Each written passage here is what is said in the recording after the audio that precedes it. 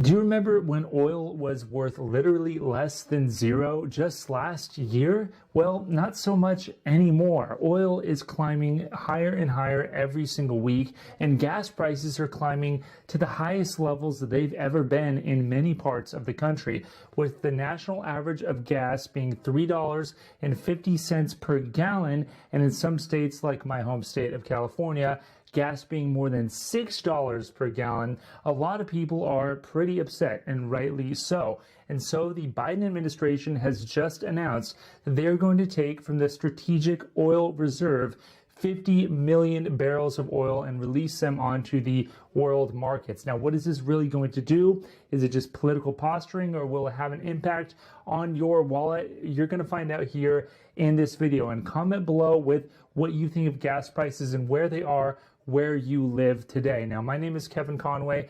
I make personal finance videos all the time, so please like this video, share it, and subscribe to the channel if you're not already. And for all those people who are looking for a SoFi Money referral link, it was gone and now it's back. It's in the description below. With that being said, let's get right into the very latest. The Biden administration is going to release 50 million barrels of oil onto the world markets. That may seem like a lot, but it really is not. When you look at the fact that the daily consumption worldwide of oil stands at roughly 100 million barrels per day. So this 50 million barrels of oil that they're going to release into the world markets is barely going to make a dent. And considering that they're going to do it over a multi-week period, it really isn't going to have that much effect at all, which is why the oil markets actually went up when the Biden administration announced that they were going to do this, because the oil markets suspected that the Biden administration would try to push for an even greater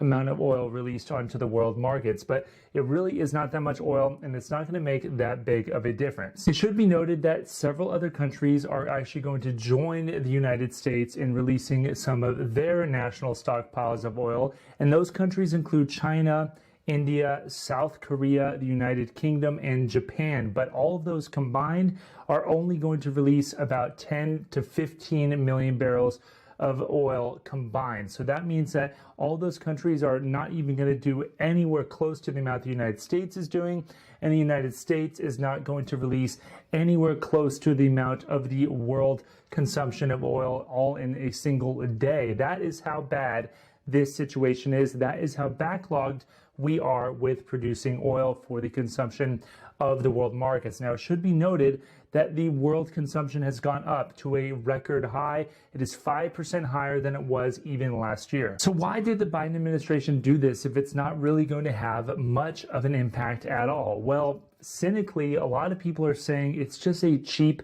political trick to try to save Joe Biden's falling approval ratings. Now, many people are upset because inflation is at a 3-decade high at a more than 6% annualized rate. Gas prices are up 50% from the average of last year. Food prices are up. I mean, I know I've seen it in my own personal finances. Let me know if you guys have in the comments below. And a lot of people are saying that is why President Biden's approval ratings have fallen. And as a result, President Biden wants to actually just try to do something, even if it isn't very much at all, to show that he's trying to manage this process. And so as a result, he's releasing this onto the world markets. Now, this isn't the first time this has been done. In fact, in 2011, President Obama actually did the same thing with 60 million barrels of oil, which is interesting because it's even more than President Biden's doing right now. And that was in response to civil war conflicts in the Middle East, which were driving up oil prices at the time. Now, notice in 2011, that was right before a presidential election year. And right now, President Biden is doing it in advance of the midterm elections, which do not look very favorable for Democrats right now, with Republicans holding a very sizable 8-point advantage on average with the poll averages today. It also should be noted that President Biden is in kind of a precarious situation right now when it comes to coordinating with China and, of course, with OPEC, which OPEC now kind of includes Russia as well, since they produce a lot of oil. And all of those people that he needs to actually produce more oil, all of those countries, right now the United States has somewhat of an adversarial relationship relationship. In fact, China said that even though they kind of agreed to release these strategic oil reserves along with the United States, they're not going to make any definitive conclusion right now. They'll do it on their own accord. Many Republicans are attacking the Biden administration and saying it is not enough to release this pittance of oil onto the world markets. You need to do more. You need to incentivize, or at least not disincentivize,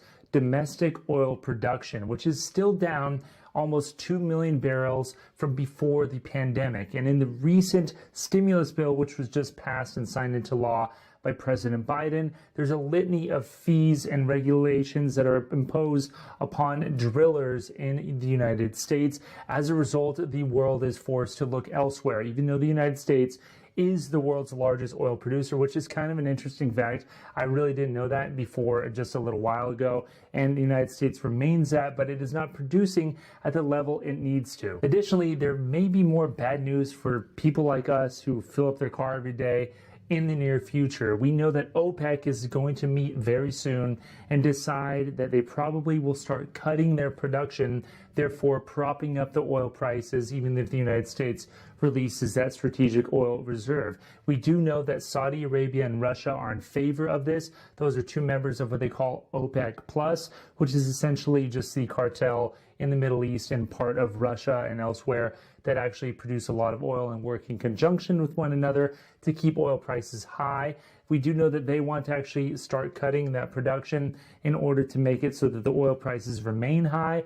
But we do know other powerful members like the UAE are resisting that attempt. So we'll exactly see what happens there, but it's not good news. We do know that Saudi Arabia right now is basically break even on their government budget with oil around $80 per barrel, which means that they would like to see it stay at that level and not dip dramatically below that. And if it stays at that level, if you live in places like California or elsewhere, unfortunately, higher gas prices are here to stay. With that being said, though, it is not just oil that impacts higher gas prices. In California, for example, we have a whole host of different fees and expenses that are lumped on top of the gas prices. Around $1.20 of every gallon that you put into your car in California is just government fees to the federal government, state government, and sometimes local governments as well. We do know that production is impacted too by the amount of refineries that are on board, and the Northern California recent storm surges have put a lot of the refineries offline temporarily, and those may come online soon, but it will be limited in their production, especially with so many people traveling for the holidays. Overall, it's a very tough situation, and actually one of the reasons why I decided to purchase an electric car. You could find out more about that here in this video, and I actually did so, and it basically cost me nothing at all, and that's because of all the different government incentives for doing so. So be sure to check that one out. And if you guys have any questions at all, comment below. I'm really curious to hear what gas is in your local area. When I just filled up a few days ago, it was $5.30. I couldn't believe it. My wife drives a gas car, and of course I have the Tesla, so I don't actually have to incur that pain all the time, but my wife does, she tells me, and that hurts me as well. So anyway, I'll see you guys next time. Thanks.